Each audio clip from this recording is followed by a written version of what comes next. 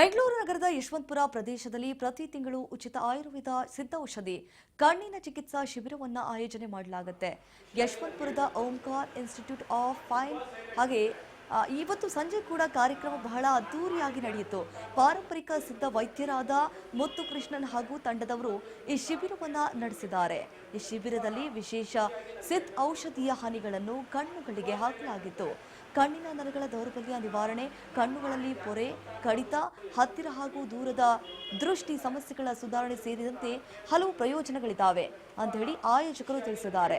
ಅಲ್ಲದೆ ಕಣ್ಣು ಕೆಂಪಾಗುವುದು, ನೀರು ಸೋರುವುದು, ಅರ್ಧ ತಲೆನೋವು ಹಾಗೂ ಮೈಗ್ರೇನ್ ಸಮಸ್ಯೆಗಳಿಗೆ ಸಹ ಪರಿಹಾರ ದೊರೆಯಲಿದೆ ಎನ್ನಲಾಗಿದೆ. ಮಹಿಳೆಯರ ಮಾಸಿಕ ಸಮಸ್ಯೆಗಳಿಗೂ ಈ ಚಿಕಿತ್ಸೆಯಿಂದ ಲಾಭವಾಗುತ್ತೆ ಅಂತ ಹೇಳಲಾಗ್ತಾ ಇದೆ.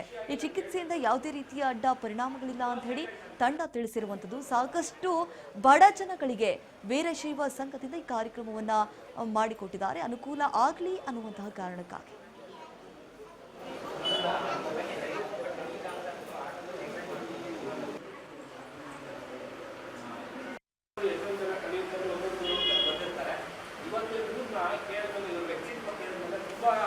ಖುಷಿಯಾಗಿ ನನಗೆ ಹೇಳ್ಬೇಕು ಅನಿಸ್ತು. ತುಂಬ ಸೈಲೆಂಟ್ ಅಂದರೆ ನಾನು ಮಾಡಿದ್ದು ಯಾರಿಗೂ ಗೊತ್ತಾಗಬಾರ್ದು. ಎಷ್ಟೊಂದು ಜನ ಕಲಿಯುತ್ತಾರೆ, ಒಂದೊಂದು ಬಂದಿರ್ತಾರೆ.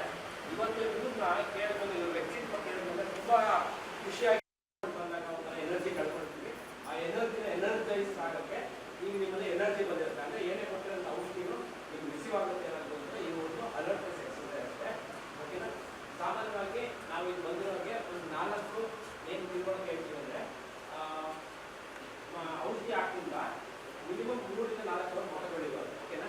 ಆಮೇಲೆ ಕಣ್ಕಂಪ್ ಹಚ್ಕೊಂಡು ಬಂದಿರಬಾರ್ದು. ಲೇಡೀಸು ಹಚ್ಕೊಂಡಿದ್ರೆ ಹೊಚ್ಕೊಂಡ್ಬಿಡಿ. ಬಂದಾಗ ಒಂಥರ ಎನರ್ಜಿ ಕಳ್ಕೊಳ್ತೀವಿ.